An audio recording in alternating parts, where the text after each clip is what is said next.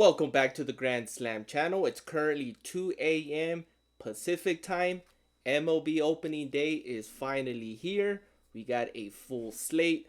But quick recap of yesterday, we swept with the exception of one slip on underdog. We swept sleeper. We swept prize picks. If you follow the video yesterday, 405 easy. But overall, a great day. A great bounce back from Taco Tuesday. But finally, MLB is here. That is my bread and butter. KBO is about to start for those who watched the video. Hopefully we make it a third day straight. It's going to be a great week. We got college basketball back for Sweet 16 as well. Women's college basketball as well. We still got several NBA games. I believe we have 8 on slate. So a full day of sports. I'm just glad MLB is back. We got every day for the next 6-7 months of baseball. Great thing about baseball, it's a daily thing. So let's get started. This one's going to be covering MLB. Hopefully I can keep it under 10 minutes, but I will do a special. I'm going to be covering each pitcher. Whether I'm going to be taking over or the under. If you're looking for hitters, I did post that on my Discord. There's about 4 or 5 hitters that I already target. As far, I already posted my first 2 slips of the MLB season on my Discord already, and it's 2 underdogs. Still waiting on price picks. I'm hoping price picks by the time this video comes out, hopefully early in the morning hours before the games start, that they offer some promotions. Quick reminder about that college basketball free square. I will post that my pair on my cord. Just a reminder, it is today. Cooper Flag 0.5 points. These are the squares that price picks should be offering more often. So I will post my pair for that. But let's head on to MLB. MLB Live, one prop that I do like, and that is going to be Paul Skeens. As of right now, pitcher fantasy score is not posted yet. But for Paul Skeens, 2.5. I like this prop. I think he's going to have about 3-4 against the Marlins. Pitcher fantasy score was up. I'll take Paul Skeens. I think Paul Skeens is going to be a moneymaker this season. I think he might win the Cy Young as well.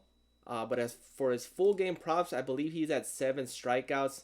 I think he's going to actually land on 7 strikeouts. But Paul Skeens, pitcher fantasy score or his MLB live prop, take this. That is my first prop. Let's head on over to pitcher strikeouts. Freddie Peralta, 6 strikeouts against the Yankees. I think he lands either on 5 or 7. I'm going to fade Freddie Peralta for the first game. Keep in mind, it is opening day. Some of these pitchers are going to be limited. Probably 4, maybe 5 innings, depending how far they went in spring training. I know some of these pitchers, I'm going to fade them just for the fact they didn't get to the required pitch amount that they wanted in spring training. So Freddie Peralta is one of them. Carlos Rodon is going to be another one. He's either going to land on 5 or 7, or he's going to walk 4 and get taken out in the 3rd inning. So I'm going to be fading Carlos Rodon, Freddie Peralta. Zach Eflin, no regular line is up besides the 4.5 demon. I think he's going to get shelled. Toronto hits him pretty well last season. One of those hitters you want to target is Vladimir Guerrero. Has great numbers against Zach Eflin. But Zach Eflin, staying away from him, especially the first game. Same thing with Jose Barrios, staying away from him. Baltimore Orioles has a potent lineup. Mackenzie Gore's a tricky one at 5.5. It's pretty solid. Pitches very well against Phillies.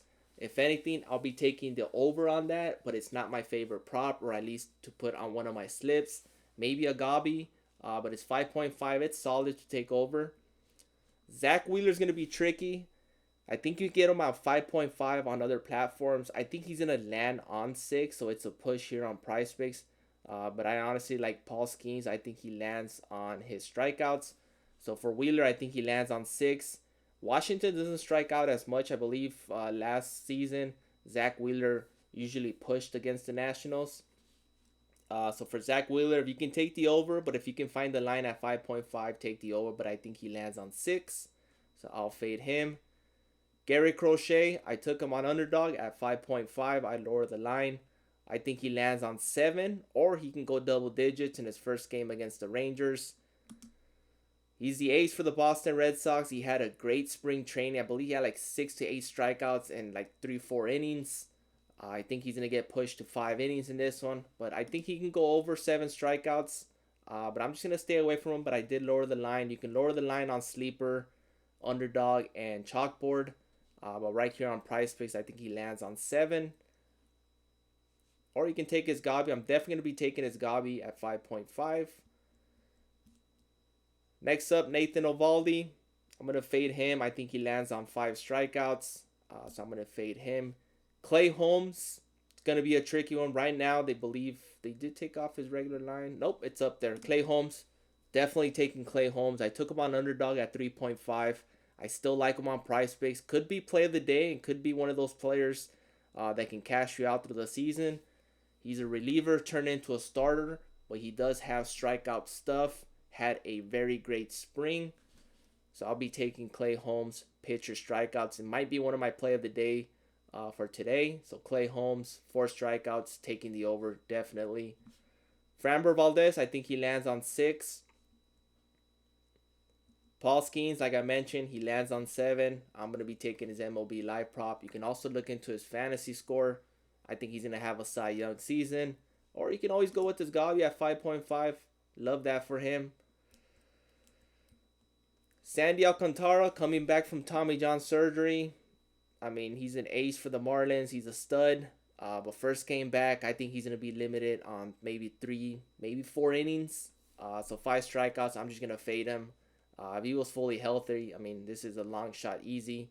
Over 5 strikeouts. But coming off a major injury, I don't see that for him. Logan Webb, staying away from him. He either is going to land on 4 or 6. Didn't get him very right last season, so I'm going to fade him for this first game. Hunter Green, I think Gabi is best for him. 4.5. They actually have a lower Gabi at 4.5. 6.5, I think he either lands on 6 or 7. This is one of those that you probably want to lower the line on this one, especially given the first game of the season.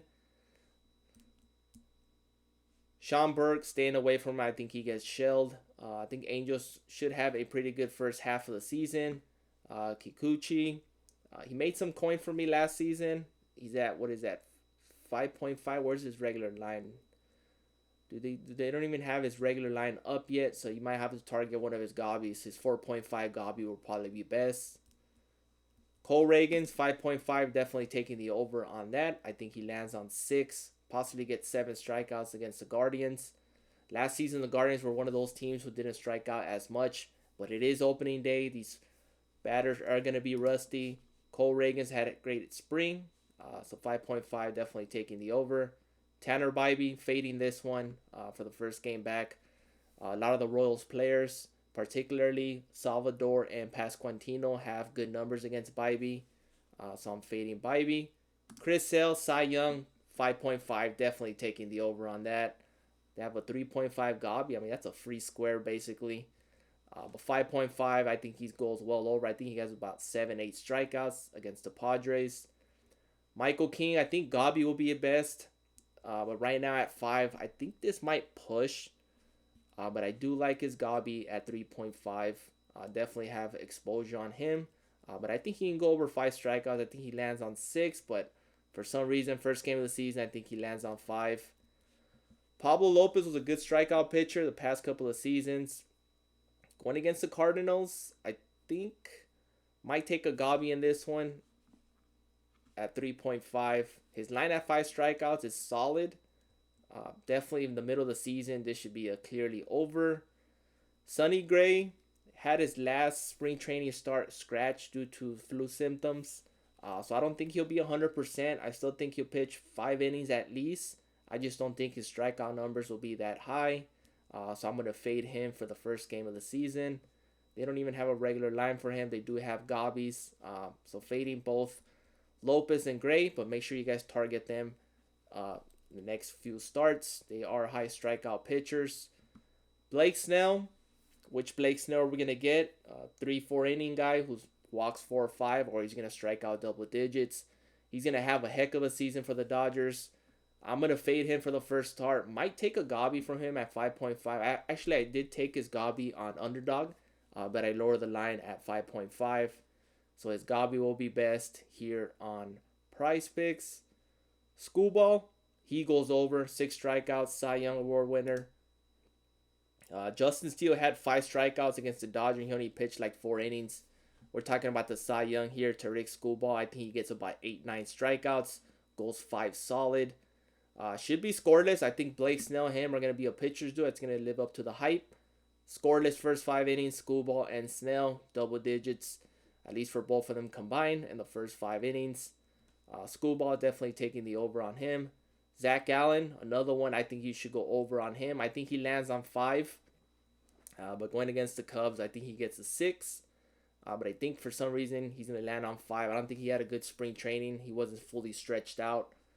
So you might want to target the over or just target one of his Gobbies. I think his 3.5 would be best. Justin Steele, I do like this. I know a lot of people have this under. He did have a couple bad starts against the Diamondbacks last season. He had 5 strikeouts. He allowed 5 earned runs, and he still managed to pitch 4 innings and managed to get 5 strikeouts. He's at 4. He already got 1 game out of the belt in Tokyo against the Dodgers. I'm definitely taking the over on him. Did I max out my 6? Yes, I did. I'm having Justin Steele as one of my to go over. I think him and Clay Holmes are too good for a 2-man. But worst case scenario on these two, it pushes. But I think they both go over. I think they both get 5 or 6, respectively, for both of them. Logan Gilbert, this was probably the only under I'll take for the whole slate for today. Going against the Athletics, I think Oakland is going to be good this year. They got some good young players. Hitters, you got Rooker, Butler, Giloff, Chandeliers. I mean, you got some pretty good players. I think Logan Gilbert goes under. He still pitches pretty good, but I don't think he's going to get 8 strikeouts. So that's a definitely under for me. And then Luis Severino, the A's for the Athletics. Big signing for them. Probably going to fade him, but 5 strikeouts, I think he pushes. I think he ends up exactly at 5 strikeouts. But the ones I have here listed are my favorites, but I did go over each pitcher, so that is up to you. These are the ones I'm going to be going with. If you want all my slips across all platforms, I do have a Discord. MLB is back. I'll be posting like I usually do daily. That includes NBA as well. I'll still be covering NBA. WNBA is right around the corner as well. But MLB, if you're looking for slips daily, for every platform, I do post on my Discord. If you're interested, the link is in the description below. Other than that, let's enjoy opening day and see you guys in the next one.